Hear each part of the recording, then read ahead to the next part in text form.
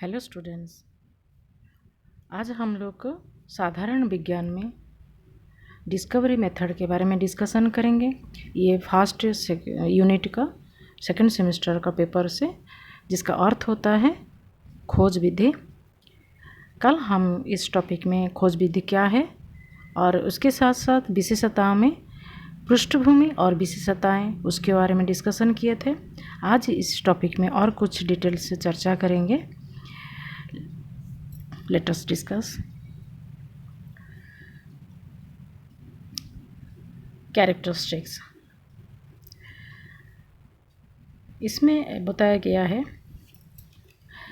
Educational psychologist gene Piaget viewed children as little philosophers and scientists building their own theories of knowledge. The book Hands-on Science Teaching best summarizes this। तो यहाँ पर discover learning method का एक विशिष्ट अंतिम परिणाम हो सकता है, लेकिन ध्यान केंद्रित कदम और महत्वपूर्ण सोच है शिक्षक को प्रक्रिया का निरीक्षण करना, ना कि केवल अनुभव के अंत में लिखित पेपर ग्रेड में लिखना। मतलब यहाँ पे बच्चे लोग के पास ज्ञान होना चाहिए, पर्याप्त ज्ञान, और उसी ज्ञान के बदौलत स्टूडेंट को अपना ज्ञान को परिभाषित करना चाहिए। तो यहाँ पे बताते हैं, Piaget's research clearly mandates that the learning environment should be rich in physical and experiences. Piaget के शोध में स्पष्ट रूप से कहा गया है कि सीखने का माहौल भौतिक अनुभव से समृद्ध होना चाहिए। एक्चुअली जब वो पढ़ाने का अधिगम का बात होता है, वहाँ पर शारीरिक तौर पर स्टूडेंट को इन्वॉल्व होना चाहिए, ना कि कुछ सुन के कुछ देख के अगर ऐसे याद किया जाता है वो ज़्यादा मेमोरेबल नहीं होता है, स्टूडेंट भूलने लगते हैं। तो शारीरिक तौर पर अगर छात्र अधिगम ग्रहण करते हैं वो ज़्यादा फायदा होता है। Involvement, he states, is the key to intellectual development, and for the elementary school child this includes direct physical manipulation of objects। वो कहते हैं भौतिक विकास की कुंजी है और प्राथमिक के विद्यालय के बच्चों के लिए इसमें वस्तुओं का प्रत्यक्ष भौतिक हेरफेर शामिल है। यहाँ पर बताते हैं भौतिक तौर पर जब छात्र प्रेजेंट रहते हैं तो उनका ज्ञान बहुत विकसित होता है, और उसके साथ साथ वो अपना काम को शारीरिक तौर पर जब करते हैं तो डायरेक्ट कांटेक्ट करते हैं ऑब्जेक्ट के साथ। जो पढ़ाई करते हैं, जो सीखते हैं, उसके साथ उनका डायरेक्ट कांटेक्ट होता है, जिसके चलते बच्चे लोग बहुत अच्छा से समझ पाते हैं और आसानी से सीख भी पाते हैं। देन होता है इम्प्लीमेंटिंग अक्रॉस द करिकुलम, पाठ्यक्रम पर लागू करना। यहाँ पे डिस्कशन किया जाता है, जो कि कहीं लैंग्वेज लर्निंग होता है, वहाँ पर एक डिस्कशन हो रहा है इंग्लिश क्लास में, शेक्सपियर के ऊपर में बच्चे को बताया जा रहा है जो एक टॉपिक लेकर उसमें डिस्कशन करना है, और उस टॉपिक को देखते हैं। एक बायोग्राफी वीडियो है शेक्सपियर का, तो उनका वीडियो को देखते हुए उनके बारे में नेगेटिव व्यू देने के लिए बच्चे को बाध्य किया जा रहा है। तो देखते हैं क्या बच्चे वो उसमें डिस्कशन करते हैं। यहाँ पर लिखा गया है, if using the discovery learning method however ये teacher could give the students ये hand out to create their own Shakespearean insult by choosing word from each of 3 columns. यहाँ पे अगर एक वीडियो वो देखते हैं शेक्सपियर के ऊपर में, उनका बायोग्राफी मतलब उनका आत्मजीवनी आत्मकहानी के ऊपर में टॉपिक देखते हैं, उसके बाद उनको स्टूडेंट को बोला जाता है जो उनके टॉपिक को देखते हुए आप उनके ऊपर में उसको नेगेटिव व्यू दीजिए। तो स्टूडेंट ट्राई करते हैं और with the help of the teacher, शिक्षक का सहयोग से ही उसके ऊपर में 3 कॉलम बनाना है, और उसमें वर्ड को मतलब एक तो 3 कॉलम बना के आप अपने हिसाब से भाषा दे के उसको शब्दावली हो या वाक्य हो या शब्द हो उसको बताना चाहिए, जिसमें अपमान जिसको बोलते हैं शेक्सपियर का अपमान के बारे में, मतलब उनके बारे में नेगेटिव व्यू देना है। तो स्टूडेंट उसको देते हैं और उसके बाद उसको नोटबुक में और क्या लिखते हैं तो उसको उसको समराइज़ किया जाता है, मतलब लिखाया जाता है। मतलब ये एक तो प्ले वे मेथड होता है, जो कि टॉपिक आप एक जैसे किसी कोई छोटा वीडियो देखते हैं, वीडियो क्लिप देखने के बाद आपको बताया जाता है कि इसके ऊपर में हम कोई भी आप टॉपिक दीजिए, कोई भी थीम दीजिए, और उसमें जो वीडियो में आप देखे हैं उसके ऊपर में आप नेगेटिव व्यू दीजिए या पॉजिटिव व्यू दीजिए, जैसे भी करके क्या आप देखें और क्या सीखें उसको बताइए। तो ये होता है एक तो प्ले वे मेथड हो जाता है, जो कि ये भी डिस्कवरी लर्निंग खोज विधि के अंतर्गत आता है।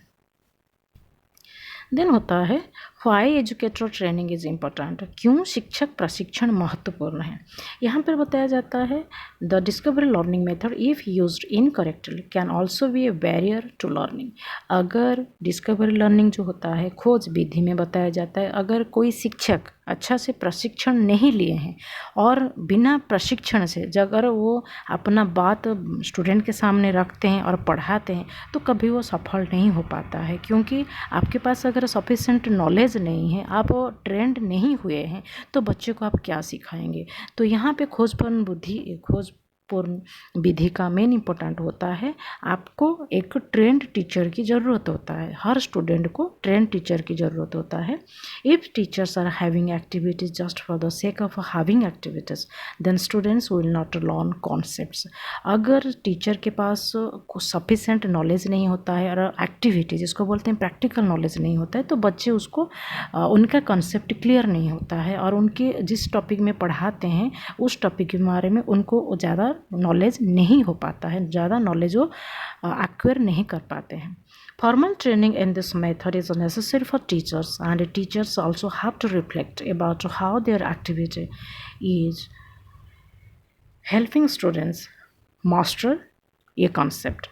यहाँ पर फॉर्मल ट्रेनिंग जब दिया जाता है, फॉर्मल ट्रेनिंग मतलब यहाँ पे आप किसी बुक पढ़ के कहीं से प्रशिक्षण या कहीं पिक्चर देख के वीडियो देख के आप अगर प्रशिक्षण लेते हैं वो कभी नहीं हो पाता है। स्टूडेंट के सामने आप उसको आप नॉलेज को अच्छा से व्याख्यान नहीं कर पाएंगे। तो इसीलिए आपको प्रशिक्षण फॉर्मली तौर पर मतलब आपको कॉलेज या विद्यालय में जाके पढ़ के खुद प्रैक्टिकल करके सीख के अगर ट्रेनिंग लेते हैं तो आप हर टॉपिक के ऊपर में आपके पास पर्याप्त ज्ञान होता है, जिसको बोलते हैं मास्टर ओवर द कॉन्सेप्ट। आप कॉन्सेप्ट के ऊपर मास्टर होते हैं और इस एक्टिविटी हेल्प करता है छात्रों को, जो कि वो भी उस फील्ड में ज़्यादा ज्ञान प्राप्त कर सके।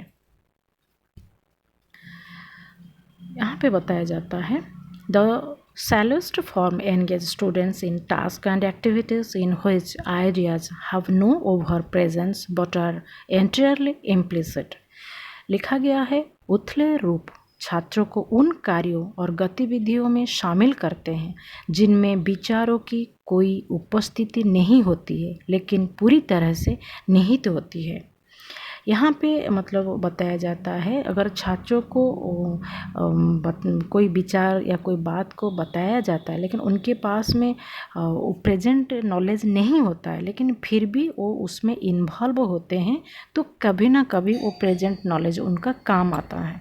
और वो कभी भी कोई काम करते हैं या कोई प्रैक्टिकल काम करते हैं, उनके सामने कोई दुविधा आता है तो फिर वो ज्ञान ही उनको काम देता है। Students describe the activities they are engaged in, such as planting seeds and measuring shadows, and show little awareness of the underlying principles that these tasks are to convey।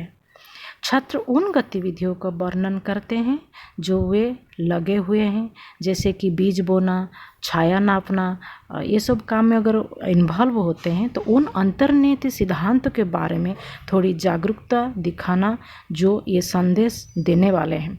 यहाँ पे बताते हैं अगर बच्चे लोग को कोई काम दिया जाता है, जैसे आपको बोला जाएगा पेड़ लगाना है, तो बच्चे जाके वहाँ पे उनको नॉलेज नहीं है लेकिन आप उनको बता देते हैं आपको पेड़ लगाना है, और उसमें कि जैसे छोटा बीज बोते हैं तो पेड़ बीज बोल दिए, उसके बाद धीरे धीरे वो प्लांट जैसे बड़ा होता है तो उसका आप छाया नापिए, मतलब उसका कितना ग्रोथ हो रहा है उसको आप बताइए और दिखाइए। आपके पास नॉलेज नहीं है लेकिन जैसे आपको टीचर बोलते हैं आप उसी हिसाब से करते हैं, तो फिर क्या होता है आपको ऑटोमेटिक इनडायरेक्टली भी हो लेकिन आपके पास वो नॉलेज धीरे धीरे करके आ जाता है, और आप और परवर्ती समय में और कभी भी आपको कभी कोई पेड़ लगाना होगा या कुछ बीज दिया जाएगा खेती करना होगा कि कुछ प्लांटेशन करना होगा तो उसको आप आराम से कर पाते हैं, क्योंकि आपका प्रीवियस नॉलेज इसमें स्ट्रांग है, आप ये काम को पहले कर चुके हैं, आप इसमें ज़्यादा ज्ञान प्राप्त कर चुके हैं। तो अभी जब आपका फ्यूचर टाइम में जब ये काम आता है, भविष्य में ये काम करना होता है, तो आप